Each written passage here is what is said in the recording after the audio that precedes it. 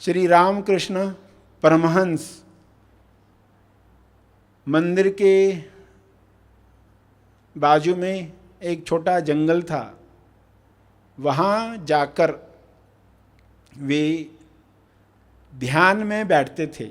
दोपहर के समय में जब मंदिर बंद होता था तब वे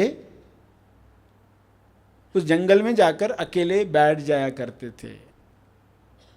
ब्राह्मण थे, यानी मनोशरीर यंत्र, ब्राह्मण परिवार में पैदा हुआ था, तो वहाँ जंगल में अकेले जाकर बैठते थे।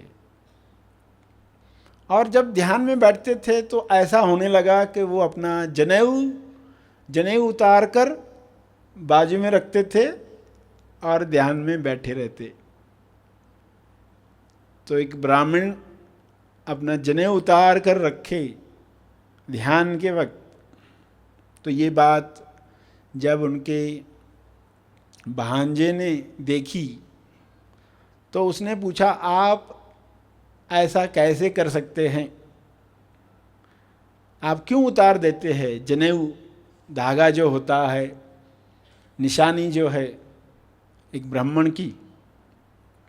तो उसने कहा, मैं जब ध्यान में बैठता हूँ तब मैं किसी से श्रेष्ठ नहीं हूँ, तब मैं किसी से श्रेष्ठ नहीं हूँ, ना मुझसे कोई श्रेष्ठ है,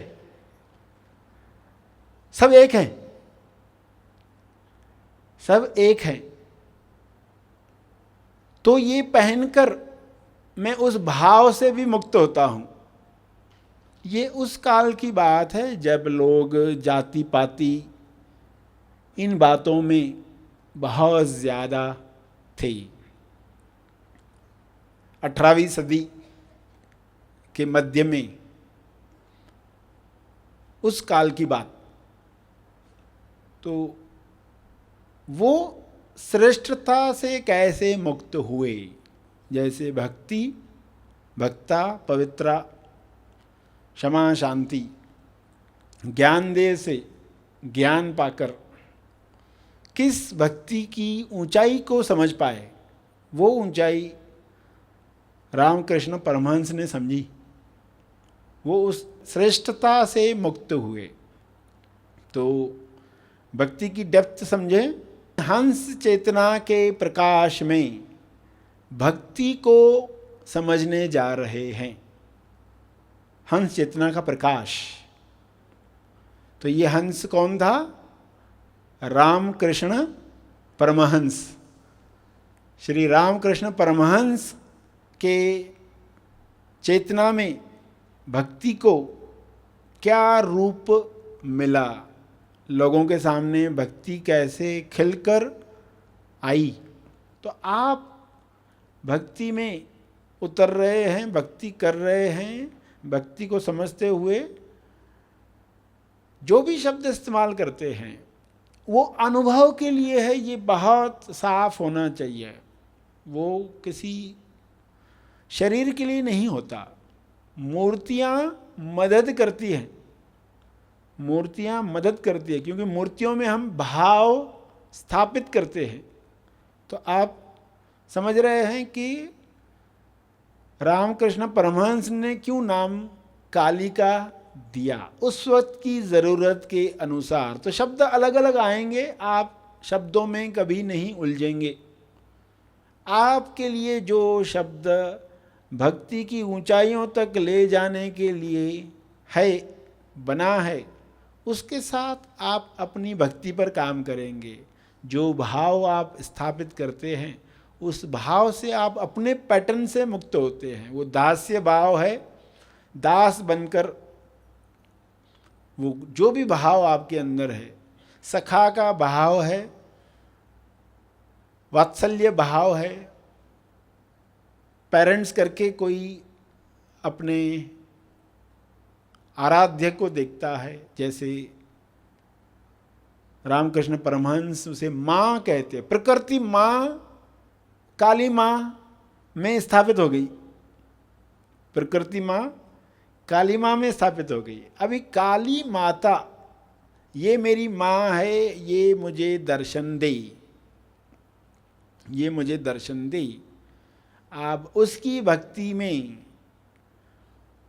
वो लगा रहा, डूबा रहा, जिस वजह से वो मायावी दुनिया से निर्लिप्त रहा।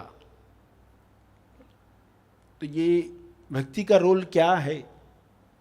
भक्ति कैसे माया के आकर्षणों से ध्यान हटवाती है, क्योंकि वो ताकतवर चीज चाहिए ये होने के लिए, वरना माया का प्रभाव कैसा है। 18वीं सदी में मोबाइल नहीं थे, मगर फिर भी माया का आकर्षण बहुत था। आज की स्थिति तो और भयानक है, मगर भक्ति की शक्ति से संभव है। हर एक खुद अपने आप से पूछे, मैं माया के शिकंजे में कितना हूँ और मेरी भक्ति उस पैटर्न से ऊपर है या नहीं है। अगर वो पैटर्न से ऊपर नहीं है तो बाहर निकलना, पृथ्वी लक्ष्य पाना पॉसिबल नहीं है। क्लियर बात, ईमानदारी से बात खुद को बतानी है। सचमुच तुम क्या चाहते हो, खुद से पूछना है ईमानदारी से। क्या वाकई मुक्त होना चाहते हो? क्या सिर्फ शब्दों में कहते हो? तो कई बार अपने आप से बार बार पूछना पड़ता है। भक्ति की बातें बताने से भक्ति बढ़ती है। सूत्र क्या है? भक्ति की बातें बताने से भक्ति बढ़ती है। तो ये बातें जब आप सुन रहे हो और उसकी डेप्थ समझ रहे हो, तो आपके अंदर भी भक्ति का संचार होता है। There was a priest in Kali Ma's temple at Dakshineshwar who remained immersed in divine devotion during his entire lifetime. From childhood till the time that he left his mortal body, his life was replete with various incidents that convey the depth of devotion. Shri Ram Krishna's honest attitude and his pristine wisdom have the power of awakening devotion in people even today. Shri Ram Krishna Paramhansa, the devotee of divine devotion, a book that presents the life story and teachings of the epitome of devotion. This book relates to the saga of how human life can go through highs and lows to attain its highest potential. This book unravels the mysteries behind his peculiar ways, bringing forth the profound wisdom hidden behind his idiosyncrasies. Read the life of this devotee of divine devotion. Awaken the thirst for the truth and faith in the divine essence. To order now, visit www.gethappythoughts.org or contact 90110-13210. इस video को like और share जरूर करें। साथ ही अपने अभिप्राय हमें comment करके जरूर बताएं। हमारे हैप्पी थॉट्स तेज ज्ञान और सर श्री तेज ज्ञान चैनल को आज ही सब्सक्राइब करें और लेटेस्ट अपडेट्स सबसे पहले पाने के लिए बेल आइकन को दबाएं। धन्यवाद।